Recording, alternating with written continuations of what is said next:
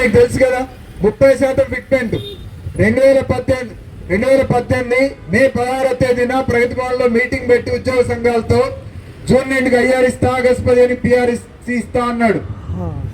ఇవ్వలేదు. ఎలక్షన్లు అయిపోయినాయి. మళ్ళీ రెండోసారి గెలిచిన తర్వాత అది మనం చూడటమే మానేసిండు. మళ్ళీ మనం పోరాటం చేసిన తర్వాతనే మనకు 30% ఫిట్మెంట్ వచ్చింది. పోరాటం చేసి ఈ 7.5 పిఆర్సీ మాకు వద్దని పిఆర్సీ రిపోర్ట్ని తీసుకెళ్లి బీఆర్కే భవన్ ముందు తగలబెట్టిన తర్వాత అప్పుడు సోలోకి వచ్చిండు. 30% ఫిట్మెంట్ ఇచ్చిన పేరు దక్కిందా? మేము పోరాడి సాధించుకుంటూ వచ్చింది తప్ప నీ దయాదక్షిణాలతో రాలేదు కదా. నువ్వు 7.5% 30% ఇచ్చినా ఇంకేమి ఇచ్చినా కానీ నీకు ఆ పేరు లేకుండా పోయింది. ఇప్పుడు కూడా రేవంత్ రెడ్డి గారు కూడా టైమ్లీగా ఇవ్వాల్సిన టైంలో ఇస్తే నీకు ఆ పేరు నిలబడుతుంది, లేదంటే నీకు కూడా అదే పరిస్థితి వస్తుంది అనేటువంటిది మళ్ళీ ప్రత్యేకంగా చెప్పాల్సినటువంటి అవసరం అయితే లేదని అనుకుంటున్నాను. అంత అర్థం కాని వాళ్ళైతే కాదు కదా. అందుకని ఇప్పుడున్న పరిస్థితుల్లో మరి పెన్షనరీ బెనిఫిట్స్ ని రిలీజ్ చేయడం ఒక భాగం. రెండోది పిఆర్సీ 1/7/2023 డ్యూ డేట్. 1/7/2023 నుంచి మరి ప్రభుత్వం వచ్చిన ఆర్డర్లలో పిఆర్సీ ఇస్తామన్నారు. నవంబర్ 23కి వచ్చారు. కనీసం పిఆర్సీ రిపోర్ట్ బయటికి రాలేదు. రిపోర్ట్ బయటకు వస్తే ఆ రిపోర్టుని మళ్ళీ చర్చలు జరపడం, దాన్ని ఇవ్వడం, ఇవి అనవాయితీ. మరి 1/7/2025-6 కూడా వస్తూ ఉంది.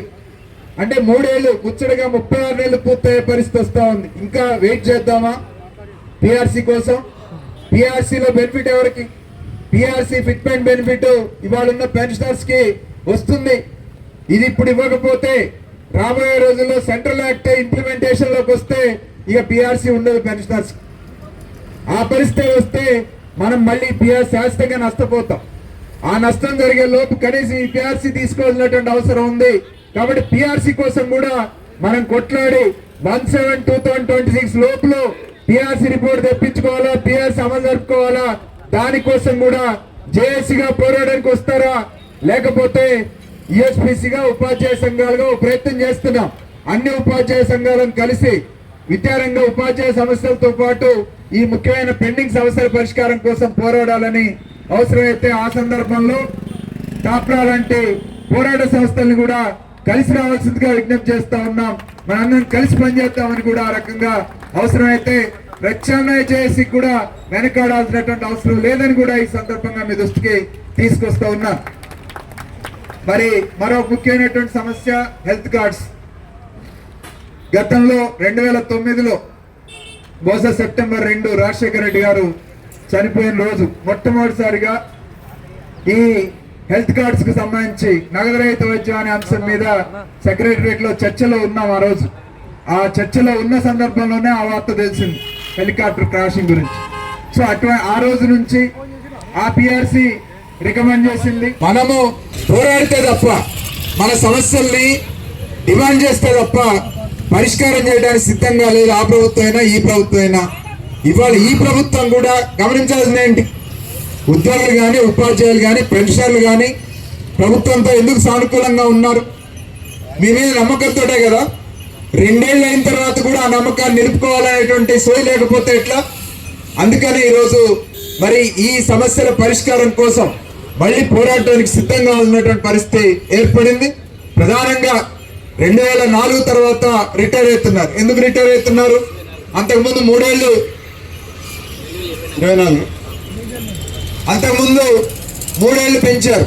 పెన్షనరీ బెనిఫిట్స్ వాయిదా వేయడం కోసమే 3 ఏళ్ళు పెంచిపోయింది ఆయన. సో ఆయన ఉద్యోగం పోయింది, రిటైర్మెంట్ మొదలైంది. సో 2024 మార్చి నుంచి రిటైర్మెంట్స్ మొదలైతే రిటైర్ అయిన వాళ్ళకి చెల్లించాలి పెన్షనరీ బెనిఫిట్స్ ఇచ్చే దగ్గర ఇవ్వకపోగా మళ్ళీ రిటైర్మెంట్ ఏజ్ పెంచుతామన్న ఆలోచన ఈ ప్రభుత్వం చేసింది.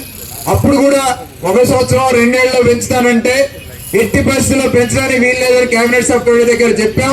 పెంచట్లేదు, నిరాధారమైన వార్తలు అని అన్నారు. మళ్ళీ ఇటీవల కాలంలో 4 ఏళ్ళు పెంచుతారనే వార్త వచ్చింది. ఎందుకు పెంచుతారు 4 ఏళ్ళు? అంటే ఉద్యోగంలో ఉన్న వాళ్ళనే కొనసాగిస్తూ పోతే ఇక నిరుద్యోగులకు ఉద్యోగాలు ఇచ్చేది లేదు, లేకపోతే ఈ రాష్ట్రంలో ఇంకేం చేయాలనుకుంటున్నారని చెప్పేసి స్పష్టంగా ఎట్టి పరిస్థితుల్లో కూడా రిటైర్మెంట్ వయసు పెంచడానికి వీలు లేదనేటువంటి దాని మీదనే కట్టుబడి ఉన్నాం. ఆ రకంగానే మళ్ళీ కూడా స్పష్టంగా చెప్పున్నాం. ఇటీవల కాలంలో ప్రభుత్వానికి మళ్ళీ ఆలోచన అట్లా పెండింగ్ లో పెట్టారు. సో ఇప్పుడున్న పరిస్థితుల్లో రిటైర్ అయిన వాళ్ళకి పెన్షన్ బెనిఫిట్స్ ఇవ్వాలంటే మేము ఇంకో పరిష్కారం కూడా చెప్పాం. మీరు ఇవాళ 700 కోట్లు ఎంతసేపు ఇచ్చినా మళ్ళీ ప్రతి నెల 500 కోట్లు పేరుకుంటున్నాయి. మీరు 700 కోట్లు రిలీజ్ చేస్తున్నా అంటున్నారు, 500 కోట్లు మళ్ళీ రిటైర్ అయిన వాళ్ళు లేకపోతే ఇతరత్ర జీపీఎఫ్ లేకపోతే సరెండర్ లీవ్ ఇతరత్ర పెన్షన్ బెనిఫిట్స్ సర్వీస్ లో ఉన్న వాళ్ళకి రావాల్సిన బెనిఫిట్స్ ఎరియర్స్ ఇట్లాంటివన్నీ కూడా కలుపుకుంటే నెలకు 500 కోట్లు బకాయి పడుతుంది. అందుకని పైన ట్యాప్ తిప్పి నీళ్ళు నింపాలనుకున్నా కింద చిల్లులు పూడ్చకపోతే కుండెట్లా నిండదో ఇప్పుడున్న పరిస్థితుల్లో ఉద్యోగులకు సంబంధించిన బకాయిలన్నీ మీరు చెల్లించాలంటే వన్ టైం సెటిల్మెంట్ కింద 10,000 కోట్ల అప్పు తీసుకొచ్చైనా సరే ఇతర రంగాల్లో ఇతర సంక్షేమ పథకాల కోసం మీరు ఎట్లయితే 1,000 కోట్ల అప్పు తెస్తున్నారో 10,000 కోట్ల అప్పు తెచ్చి పెన్షనరీ బెనిఫిట్స్ అన్ని కూడా క్లియర్ చేయండి. 24 తర్వాత రిటైర్ అయిన వాళ్ళందరికీ at a time one time settlement కింద క్లియర్ చేయొచ్చు అని చెప్పేసి యూట్యూబ్ గా డిమాండ్ చేశాం. సరే జేఏసీగా ఇప్పుడున్న 700 కోట్లు 1,500 కోట్లు పెంచమని అన్నారు. సరే మీరు ఒక్కసారి 10,000 కోట్లు తెచ్చి క్లియర్ చేసుకుంటారా? మీకే పేరు వస్తుంది.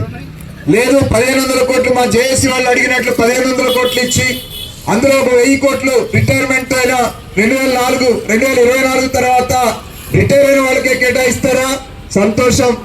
కనీసం నెలకు 1000 కోట్లు కేటాయించినా కనీసం 10 నెలల్లో క్లియర్ అవుతాయనేటువంటి ఆలోచన చేసుకోవడానికి అవకాశం ఉంది. కాబట్టి ఆ రకంగానే చేయొచ్చు.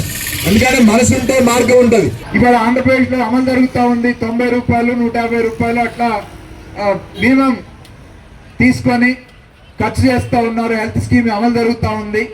దానికి 290 కోట్లు 300 కోట్లు వాళ్ళకి ఖర్చు అవుతుంది. కానీ అది పూర్తి స్థాయిలో అమలు జరగట్లేదని చెప్పి చెప్తా ఉన్నారు.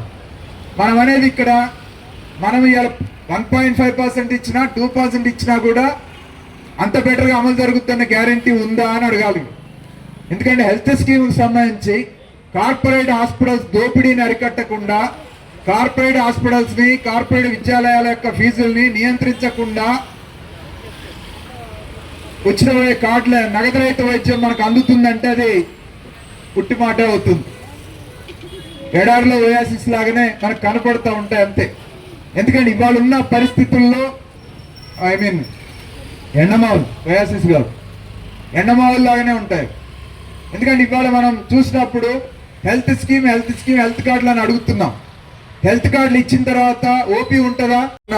దాదాపు 206 సంఘాలతో ఈరోజు ఉపాధ్యాయులు ఉద్యోగులు పెన్షనర్ల కార్మికుల జేఏసీ ఏర్పడింది. సంతోషం. జేఏసీగా మరి పోరాటానికి పిలిపించాం. మైల్డ్ యాక్షనే పోరాటాన్ని పిలిపిస్తే అక్టోబర్ 2024 అక్టోబర్ 24 ముఖ్యమంత్రి గారు చర్చలకు పిలిచాడు. 33 మంది ప్రతినిధుల్ని చర్చలకు వెళ్ళాం. కూర్చుని మాట్లాడిన సందర్భంలో ఆర్థిక పరిస్థితి బాగాలేదు నిజంగానే నమ్మాం. ఒక డిఏ ఇచ్చాడు.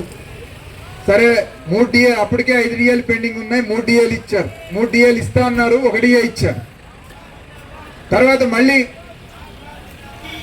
ఆర్థిక సంవత్సరం ప్రారంభమైంది. కేబినెట్ సబ్ కమిటీ మీటింగే జరగలేదు. ఆర్థిక సంవత్సరం ప్రారంభమైంది ఏప్రిల్ నుంచి, కానీ ఆ ఊసే ఎత్తడం లేదు. అందుకని మే 4వ తేదీన సుందర విజ్ఞాన కేంద్రంలో సదస్సు నిర్వహించాం. జూన్ 9వ తేదీన ధర్నా చేస్తామని చెప్పేసి పిలుపునిస్తే ఎక్కడో గాలింది ముఖ్యమంత్రి గారికి. వెంటనే రియాక్ట్ అయ్యాడు. ఏమన్నాడైనా? మన ఆదాయం ఎంత, ఖర్చులు ఎంత, నన్ను కోసిన రూపాయి వెళ్ళదు, తింటరా కోసుకు తినండి. ఇదే నాకు ముఖ్యమంత్రి మాట్లాడాల్సిన మాట. దాంతోపాటు ఇంకా ఆయన 97% ప్రజలున్నారు అంటే చెప్పకనే చెప్పాడు. ఆఫ్టర్ ఆల్ 3% మీరెంత అని. 97% ప్రజలున్నారు. 10 లక్షల మందిని తీసుకొచ్చి నేను మీటింగ్ పెడతా, బహిరంగ సభ పెడతా, ఉద్యోగ సంఘాల నాయకులు రాండి, మీ పెన్షన్లు కావాలా, మీ జీతాలు పెంచాలా, బోనస్లు ఇవ్వాలా, మీకు ఏ సంక్షేమ పథకాన్ని ఆపాలో వాళ్ళ ముందు చెప్పండి అని చెప్పేసి ఆయన ఆవేశంలో రెచ్చిపోయి మాట్లాడండి. మరి మనం బోనస్లు అడిగామా? ఈ రాష్ట్రంలో బోనస్ ఇచ్చే చరిత్ర ఉందా? లేకపోతే జీతాలు పెంచమన్నామంటే అగ్రిమెంటే కదా, 5 ఏళ్లకు ఒకసారి పిఆర్సీ. మరి దాన్ని ఇవాళ వేరే రకంగా ప్రజలు రెచ్చగొట్టే ప్రయత్నం చేస్తే ఇమీడియట్ గా జేఏసీ వాళ్ళతో మాట్లాడాం. మరి జేఏసీగా దీన్ని ఖండించాలి అని అంటే వాళ్ళు వెనక ముందు అనే సందర్భంలో టీఎస్యూటీఎఫ్ గా మేమైతే ప్రకటన చేస్తామని చెప్పాం. తీవ్రంగా దాన్ని ఖండిస్తూ ప్రకటన చేశాం టీఎస్యూటీఎఫ్ గా.